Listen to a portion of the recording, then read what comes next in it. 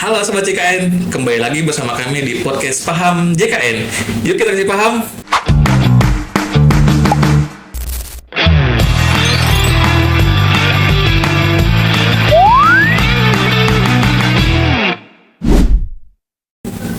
Oke, pada siang hari ini kita kembali lagi di podcast Paham JKN dengan tema rehab. Rehab itu singkatan ya dari rencana pembayaran bertahap. Nah, pada siang hari ini kita kedatangan narasumber yang luar biasa dengan Bang Ical. Siap, Bang. Boleh Bang untuk pembukaan kita perkenalan dulu ya. Siapa sih Bang Ical ini? Gitu. Boleh Bang? Boleh. Saya Faizal Dwi Putra, biasa dipanggil di kantor cabang Karawang ini dengan sebutan Ical. Saya di staf penagihan iuran kantor cabang Karawang. Oke, ahlinya langsung ya dari bagian keuangan nih. Nah, oke Sobat JKN, kita hari ini akan membahas tentang rehab ya. Mungkin nggak aneh ya bagi Sobat JKN ya, sudah pasti dengar ya apa sih rehab itu. Nah, namun kita sekarang akan membahas rehab yang versi terbaru ya. Kalau secara umumnya disebutnya rehab 2.0. Nah, ini rehab versi terbaru ya Bang ya. Kita pernah podcast juga nih Bang sebelumnya ya sama Bu Sela kalau nggak salah waktu itu ya. Ngebahas rehab juga, nah itu rehab yang sebelumnya. Nah, kita sekarang akan membahas rehab kembali yang versi terbaru ya. Nah, belakangan ini kan mungkin Sobat JKN pasti banyak ya Bang ya yang mempunyai BPJS Mandiri, menunggak. Nah, kayaknya udah pada tahu lah nih mengikuti program rehab ini. Nah, tapi yang kita bahas hari ini yaitu rehab versi terbaru 2.0 atau 2.0 ya. Boleh Bang, apa sih Bang rehab terbaru itu Bang? Baik, Om Adit. Jadi seperti yang tadi sudah dijelaskan oleh Om Adit, rehab itu adalah rencana pembayaran bertahap begitu ya. Jadi ini adalah program yang bisa digunakan oleh para peserta JKN yang masih memiliki tagihan yang terbuka begitu, dan tagihannya ini bisa dicicil begitu ya. Dicicil dengan memang ada beberapa syarat dan ketentuan seperti itu. Dan juga tadi dijelaskan adanya rehab sekarang rehab terbaru 2.0 gitu. Apa sih di sini nih perbedaannya begitu dari rehab sebelumnya. Nah, untuk sebelum kita membahas rehab 2.0 mungkin kita ke flashback dulu untuk rehab yang dulu itu ketentuannya seperti apa sih begitu, dan juga cara kerjanya seperti apa. Nah, untuk yang rehab yang memang sudah berjalan sampai saat ini itu memang ketentuannya yang pertama itu ada persyaratannya Om Adit. Yang pertama adalah memiliki tunggakan begitu ya. Nah, tunggakannya ini adalah minimal 4 bulan seperti itu. Jadi untuk peserta JKN yang memiliki tunggakan 4 bulan ke atas itu bisa menggunakan fitur rehab. Jadi apabila misalkan tunggakannya itu dirasa terlalu berat begitu ya, itu tunggakan itu kan maksimal ada 24 bulan ditambah bulan berjalan menjadi 25 bulan. Nah, itu dari 24 bulan itu bisa dilakukan cicilan begitu dengan maksimal setengah tenornya. Maksimal di sini berarti 12 bulan. Jadi apabila Bapak Ibu mungkin memiliki tunggakan 6 bulan itu bisa dicicil selama 3 bulan. Nah, sekarang untuk rehab 2.0 ini perbedaannya itu adalah adanya mungkin masa tenor yang lebih panjang gitu ya, dikhususkan untuk peserta-peserta yang sudah pindah segmen dari PBPU gitu. Jadi biasanya kan untuk rehab ini identiknya ini mungkin untuk peserta perorangan atau peserta PBPU yang memiliki tunggakan. Nah, tetapi di sini ada beberapa kasus peserta PBPU menunggak tetapi ternyata mendapat pekerjaan gitu. Om Adit. Jadi misal bekerja di perusahaan atau beralih menjadi PNS daerah, atau bisa juga ada yang namanya program yang dijamin pemerintah ya, PBI, APBD dan PBAPBN. Nah, untuk peserta yang telah beralih segmen tetapi memiliki tunggakan di rehab 2.0 ini tenor untuk jangka waktu pembayarannya ini bisa lebih lama, bisa menjadi 36 bulan maksimal begitu. Jadi kan yang sebelumnya tadi maksimal itu 12 bulan ya. Jadi bila memiliki tunggakan 24 bulan bisa dicicil menjadi 12 bulan. Tapi di rehab 2.0 ini tenornya bisa jadi panjang gitu. Om Adit, bisa 36 bulan seperti itu. Gitu mungkin. Oke. Oh, berarti sekarang yang membedakan berarti tenor jangka waktunya ya Bang ya. Betul. Jadi dari 12 bulan sampai sekarang 36 bulan. Nah, berarti kan ini sasarannya tetap ke peserta mandiri ya Bang ya, atau PBPU ya. Namun jika sudah bekerja ya di baik itu perusahaan, PNS daerah atau yang mendapatkan BPJS dari pemerintah atau PBI itu berarti sekarang sudah bisa mengikuti program rehab ya, kalau sebelumnya mempunyai tunggakan ya. Sebelumnya memang tetap bisa juga sebetulnya di rehab terdahulu juga PBPU atau peserta mandiri yang memiliki tunggakan tetap bisa alih segmen itu sebetulnya bisa juga. Bisa. Tapi ketentuannya itu memang masih mengikuti yang PBPU mandiri biasa gitu, tetap 12 bulan maksimal. Tetapi untuk di rehab 2.0 ini bisa sampai dengan 36 bulan tadi gitu. Dan juga ada di rehab 2.0 ini ada perbaikan di mobil JKN dan juga di SIPP. Jadi ketika mendaftar itu nanti untuk simulasi cicilan dan juga apabila ada tagihan bulan berjalan yang akan muncul, disebutnya itu potensi tagihan akan muncul, itu nanti di aplikasi mobil JKN itu sudah muncul begitu. Jadi nanti ketika Bapak Ibu peserta JKN yang ingin menggunakan fasilitas rehab di aplikasi mobil JKN, nanti di aplikasi itu lebih rinci lagi. Karena di rehab sebelumnya mungkin di mobil JKN belum difasilitasi untuk potensi tagihan yang muncul. Tapi di rehab 2.0 ini nanti untuk tagihan potensi yang muncul itu nanti dimunculkan begitu. Sudah tersedia informasinya sehingga nanti untuk pemilihan jumlah cicilan dan juga teknisnya nanti berapa lama cicilannya, berapa nanti akan lebih jelas begitu. Berarti sudah versi terbaru sudah sangat detail ya Bang ya untuk rincinya ya. Betul. Oke.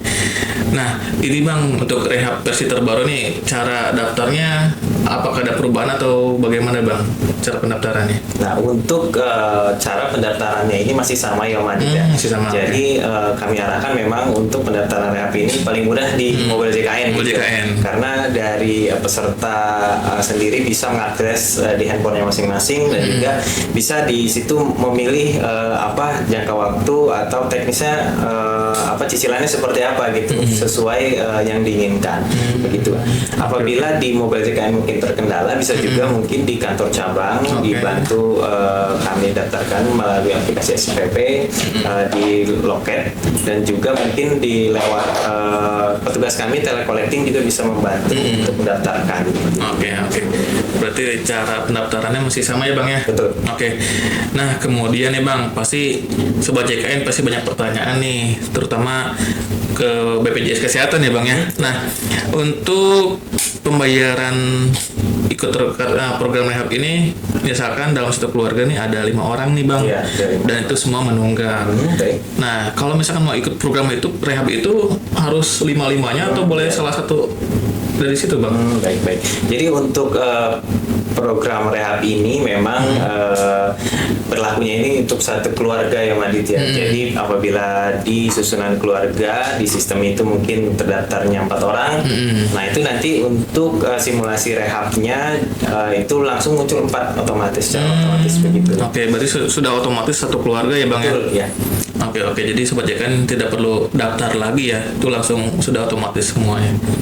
Nah, kalau misalkan ikut program rehab nih Bang, kan sebelumnya kalau sebelumnya kan daftar program rehab kartunya tetap nonaktif ya Bang ya. Nah, untuk versi terbaru itu apakah ada perubahan atau tetap sama Bang? Untuk versi terbaru ini masih sama ya, Madit ya. Jadi untuk mekanismenya ketika program rehabnya ini berjalan, itu kartunya masih belum aktif seperti itu, dan bisa diaktifkan ketika sudah lunas seperti itu. Nah, tadi kan Abang udah menjelaskan ya program rehab itu sebelumnya maksimal 12 bulan. Nah, saat ini tenornya menambah jadi 36 bulan. Nah, misalkan Bang ada peserta nih, dia mengikuti program rehab yang 36 bulan. Namun di tengah perjalanan ikut program rehab ini, ya kan wajib dibayarkan ya Bang ya cicilannya ya. Nah, namun di tengah perjalanan ini peserta ini tetap belum mampu membayar cicilannya juga atau gitu, lupa atau terlewat gitu ya. Nah itu apakah tetap ngulang lagi dari awal atau tetap melanjutkan, namun di bulan berikutnya apa double atau gimana pembayarannya? Nah, pertanyaan bagus nih, Mas. Jadi untuk rehab itu ketika pertama kita mendaftarkan kita sudah memilih sendiri ya. Apa simulasinya seperti apa, berapa bulan cicilannya. Nanti dalam sistem itu udah otomatis dia mengalokasikan tagihannya setiap bulan gitu. Berarti nanti ketika dalam perjalanan mungkin ada cicilan yang terlewat begitu ya. Mungkin bulan kemarin ternyata saya lupa gitu untuk cicilan. Nah, ketika di bulan depannya nanti untuk tagihan yang keluar di sistem itu sudah otomatis menjadi 2 bulan begitu. Jadi di sini ketika pembayarannya itu mungkin terlewat atau lupa, nanti akan terakumulasi ke bulan-bulan berikutnya. Tetap terakumulasi ya, walaupun terlewat 1 bulan, 2 bulan, 3 bulan ya, tetap terakumulasi. Oke. Nah, program rehab ini kan untuk membantu masyarakat yang meringankan beban membayar tunggakan ya Bang ya. Nah, biasanya kan yang namanya menunggak tunggakan itu biasanya ada bunga nih Bang nih. Nah, dari BPJS Kesehatan sendiri untuk mengikuti program rehab ini setelahnya apakah ada bunga atau enggak Bang? Nah, untuk dalam sistem JKN memang tidak mengenal ada istilah bunga ya Om Adit ya. Jadi apabila ada iuran yang tidak dibayarkan atau belum dibayarkan begitu, ketika melakukan pembayaran itu tidak ada bunga atau denda yang muncul begitu. Jadi mungkin istilahnya denda keterlambatan iuran begitu. Nah, itu memang tidak ada. Jadi ketika Bapak Ibu mungkin lupa membayarkan 4 bulan begitu. Nah, ketika membayar di bulan ke-4 atau di bulan ke-5, nah itu yang keluar itu hanya nominal tagihan bulanannya saja. Jadi tidak ada denda dan bunga begitu. Tetapi memang mungkin yang dikenal itu ada denda administrasi keterlambatan iuran untuk pelayanan rawat inap mungkin itu ya, nomor tidak. Nah Sobat JKN, takutnya ada Sobat JKN yang belum tahu nih Bang, denda pelayanan itu apa Bang? Sekalian ya, kita singgung sekalian nih. Baik, jadi tadi ada yang namanya disebut denda administrasi pelayanan rawat inap ya. Jadi Bapak Ibu apabila statusnya dalam masa menunggak begitu, nonaktif karena iuran, ketika dibayarkan iurannya dilunasi begitu, nanti kartunya akan menjadi aktif. Nah, ketika kartu aktif itu langsung bisa digunakan ya Madit ya. Akan tetapi dalam jangka waktu 45 hari semenjak pelunasan, kartunya itu dipakai untuk merawat inap. Nah, ketika rawat inap di rumah sakit, nanti ada administrasi denda pelayanan rawat inap yang akan dihitungkan oleh rumah sakit nanti begitu. Dan besarannya ini tergantung dari diagnosanya juga dan juga dari jumlah berapa lama menunggaknya. Nah, itu adalah perhitungannya 5% dikalikan dengan jumlah bulan menunggak dikalikan dengan diagnosanya. Nah materi denda pelayanan sudah dibahas berarti Bang ya. Jadi denda pelayanan itu sudah sangat jelas ya Sobat JKN ya. Jadi ini bukan bunga, tapi ini adalah denda akibat menunggak ya Bang ya. Nah, dan itu hanya 5% ya Bang ya. Itu 5% ya dari diagnosa penyakit. Nah itu munculnya selama 45 hari. Nah, itu munculnya itu dalam satu kali aja itu Madit. Satu kali aja? Satu kali saja. Jadi dalam jangka waktu 45 hari itu kalau dipakai rawat inap begitu dalam jangka 45 hari muncul denda misalkan. Muncul denda dan dendanya sudah dibayarkan ketika rawat inap. Nah, ternyata 2 minggu kemudian itu rawat inap lagi peserta. Nah, untuk rawat inap kedua, ketiga dan seterusnya itu dendanya itu sudah tidak ditagih. Jadi hanya satu kali aja dalam satu masa denda. Berarti dendanya hanya satu kali saja ya Sobat JKN ya. 45 hari itu hanya rentang waktu denda pelayanan ya Bang ya. Betul. Namun ketika Sobat JKN masuk rawat inap satu kali, nah itu sudah otomatis dikenakan denda satu kali. Jika masuk ke ruangan rawat inap kembali di minggu berikutnya itu sudah tidak dikenakan denda. Betul, ya Bang ya. Sudah sangat jelas ya Sobat JKN ya tentang denda pelayanan akibat menunggak ini. Nah, ini ada pertanyaan lagi nih Bang nih. Misalkan nih ada peserta BPJS Kesehatan nih ya sebelumnya menunggak. Namun peserta ini aktif auto debit Bang. Dia tetap nunggak nih, nunggaknya ya 8 juta lebih misalkan. Nah, namun peserta ini ingin mengikuti program rehab. Sedangkan dia kan auto debit nih. Ketika dia ikut mengikuti program rehab, pembayaran rehabnya itu secara auto debit atau tetap manual bang? Baik. Ini juga pertanyaan yang sangat bagus nih. Nah. Jadi memang ada beberapa kondisi di lapangan ketika peserta itu ketika mendaftarkan memang sudah diwajibkan untuk mendaftarkan auto debit. Sebetulnya auto debit itu ketika didaftarkan itu akan terus aktif ya. Jadi dia tuh setiap bulannya itu dari perbankan itu akan melakukan inquiry atau penarikan data tagihan atas peserta tersebut.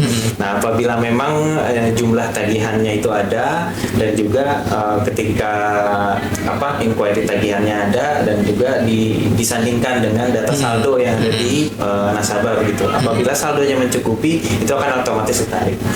Dan juga ketika mungkin tagihannya ini keluar, saldonya mungkin tidak cukup. Nah, ini akan diakibatkan gagal auto debit. Nah, ketika gagal auto debit itu bisa kemungkinan apabila pesertanya ini tidak melakukan pembayaran secara manual begitu di rentan bulan tersebut, di bulan depannya itu statusnya akan nonaktif begitu. Seperti itu mekanisme auto debitnya. Bagaimana kalau disandingkan dengan adanya rehab di sini gitu. Nah, ketika peserta itu mungkin mendaftar rehab, itu posisinya menunggak. Karena sudah terdaftar auto debit, misalkan tagihan di virtual account-nya itu 3 juta begitu ya, dibantu tunggakan. Dan di rekeningnya itu mungkin hanya 2 juta. Nah, ketika tanggal auto debit, nah itu kan akan gagal auto debit.